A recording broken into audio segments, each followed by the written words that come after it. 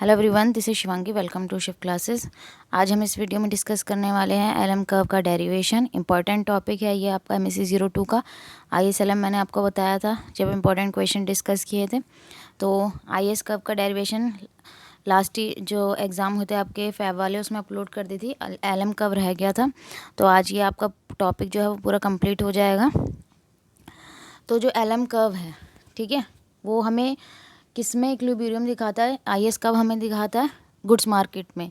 और एलएम कब हमें दिखाता है? मनी मार्केट में। ठीक है, इक्विलिब्रियम शो करता है। तो यहाँ पे केन्स के अकॉर्डिंग तो जो लोग हैं वो डिमांड करते हैं मनी की दो तरीके ले। एक तो money to hold depend upon Keynes के अकॉर्डिंग कि जो मनी होल्ड करना चाहते हो, अपने हाथ में आप पैसा रखना चाहते हो, किसके? एक तो ट्रांजैक्शन मोटिव कि जो डे टू डे ट्रांजैक्शन होती है हमारी, ठीक है, जो हम डेली बेसिस पे हम ट्रांजैक्शन करते हैं उसके लिए हमें पैसा चाहिए होता है। और दूसरा होता है स्पेकुलेटिव मोटिव। स्पेकुलेटिव मोटिव मतलब कि हम किसी असेट में या बॉन्ड वगैरह में इन्वेस्ट ना करके पैसा अपने हाथ में रखना चाहेंगे। वो क्यों? कि हमें ये लगता है कि भाई रेट ऑफ इंटरेस्ट कम हो जाएगा, या मैं इसमें इन्वेस्टमेंट करूँगी तो मुझे आगे मतलब इसके जो रेट हैं वो क्या हो जाएंगे? कम हो जाएंगे। तो इसलिए जो मनी की डिमांड है वो की जाती है। It is the money held for transaction motive which is a function of income. तो जो ये मनी है, ठीक है, वो फंक्शन किसका है? इनकम का।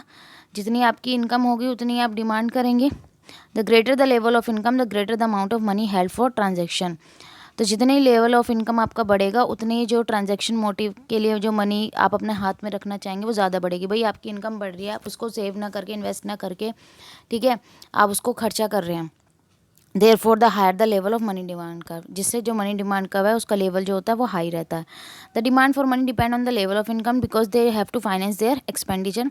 ठीक है, तो जो डिमांड है मनी की कि भाई आप अपने हाथ में कितना पैसा रखना चाहते हैं, कितना मनी होल्ड करके रखना चाहते हैं, ये आपकी इनकम पे डिपेंड करता है, क्योंकि आपको अपने खर्चे करने होते हैं, ठीक है, उनको फाइनेंस करना होता है। That is their transaction of buying goods and services.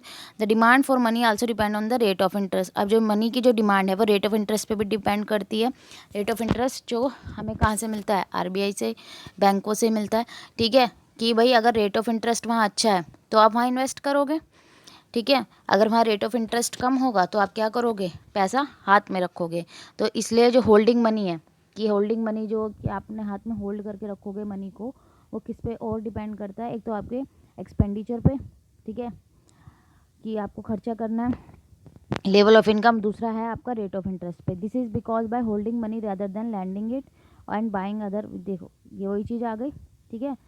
ऐसा क्यों? क्योंकि यहाँ पे लोग मनी को होल्ड करना ज़्यादा पसंद करते हैं रादर देन लैंडिंग इट, ठीक है, कि उसको लैंड कर रहे हैं, उधार दे रहे हैं, मीन्स बैंक में किसी चीज़ में इन्वेस्ट कर रहे हैं, ठीक है, या फिर कोई बाय कर रहे हैं, क्या फाइनेंशियल एसेट बाय कर रहे हैं, ठीक है। तो demand for money can be expressed as MD, L, Y और आर। अब यहाँ एमडी ये सब का मतलब क्या है? एमडी है MD stand for demand for money, Y का मतलब आपके रियल इनकम, ठीक है, और आर है आपका rate of interest. Thus then we can draw family of money demand का। अभी आगे हम देखेंगे, आगे की स्लाइड में हम देखेंगे जो कर्व है। Now the intersection of these various money demand curve corresponding to different level of income the supply curve of money fixed by monetary authority. Monetary authority क्या कौन है? इंडिया की। हर देश का एक सेंट्रल बैंक होता है और हमारे देश का सेंट्रल बैंक क्या है? आरबीआई, जो डिसाइड करता है कि कितनी मनी की सप्लाई होनी चाहिए, ठीक है। तो आप देखिए इस स्लाइड में, देखिए आपको ये दिख रहा है, ठीक है, ये आपका सप्लाई कर्व है, ठीक है। जो कौन डिसाइड करता है मनी की सप्लाई? आरबीआई डिसाइड करता है। तो ये वर्टिकल होता है, ठीक है। अब मनी डिमांड जो है वो फ्लक्चुएट हो रही है, ये देखिए, जैसे जैसे आपकी इनकम बढ़ रही है वैसे वैसे मनी की डिमांड क्या हो रही है? इंक्रीज़ हो रही है। तो उसी के हिसाब से जो अथॉरिटी है, मॉनेटरी अथॉरिटी है, वो रेट ऑफ इंटरेस्ट को क्या करता है? एडजस्ट होता है, क्योंकि डिसइक्विलिब्रियम हो जाता है मनी मार्केट में। मैं आपको समझाती थी ग्राफ के थ्रू, थ्योरी आप लोग अच्छे से जो है वो कंप्लीट कर लेना, पढ़ लेना अच्छे से। देखो यहाँ पे पहले कितनी थी मनी की डिमांड? इतनी थी, रेट ऑफ इंटरेस्ट इतना था, ठीक है, R0। तो क्या है? इक्विलिब्रियम है।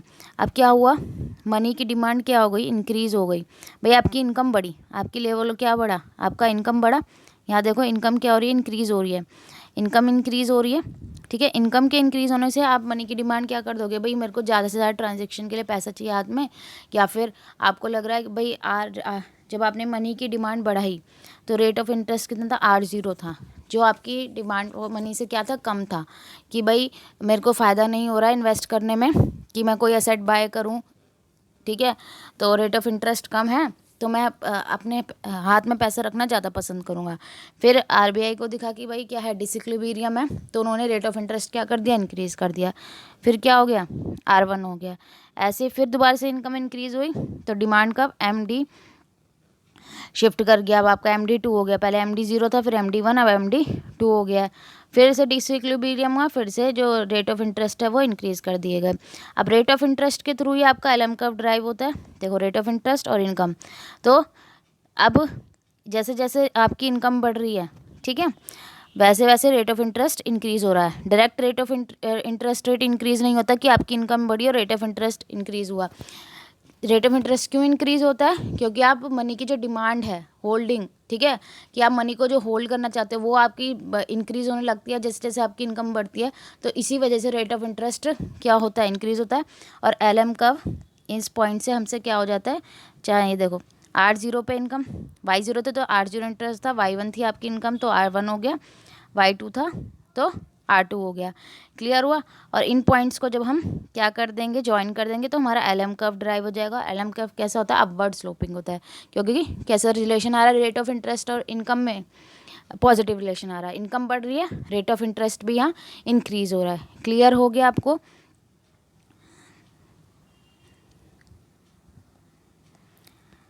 तो अब हम इसको देख लेते हैं। The LM curve relate the level of income with the rate of interest which is determined by money market equilibrium corresponding to different level of demand for money. Clear हो गया। अब देखो मैंने आपको ग्राफ अच्छे से समझा दिया। अब आप ये थ्योरी पढ़ोगे ना तो अब आपको समझ में आ जाएगा। अब आपको पता लग गया LM कर्व कैसे डिराइव होता है, ठीक है। अब इसके जो नीचे ये लिखा है लाइन, इसको भी हम पढ़ लेते हैं। As income increases money demand curve shift outward, ठीक है, ये चीज़ मैंने समझाया आपको। जैसे ही आपकी इनकम इंक्रीज हुई, डिमांड कर्व क्या हो गया, शिफ्ट हो गया बाहर की तरफ। And therefore rate of interest increases. क्यों हुआ, क्योंकि डिसइक्विलिब्रियम हुआ, ठीक है। तो मनी सप्लाई के इक्वल करना था हमें, तो इससे मनी की जो डिमांड थी जैसे जैसे रेज हो रही थी वैसे वैसे रेट ऑफ इंटरेस्ट भी क्या करना पड़ा, इंक्रीज, ताकि डिसइक्विलिब्रियम ना हो, ठीक है। तो अब आप ये जो थ्योरी है इसको आप अच्छे से पढ़ लेना, ठीक है। स्क्रीनशॉट ले लेना, नोट्स बनाना। अब आपको LM कर्व का जो डेरिवेशन है वो क्लियर हो गया होगा। मेन जो था वो ग्राफ के थ्रू ही समझाना था। अगर आपको ये जो ग्राफ है ये समझ में आ गया तो आप इजीली अब इसको LM कर्व को आप समझ जाएंगे। अगर वीडियो अच्छी लगी हो तो like it, share it and subscribe my channel. Thank you.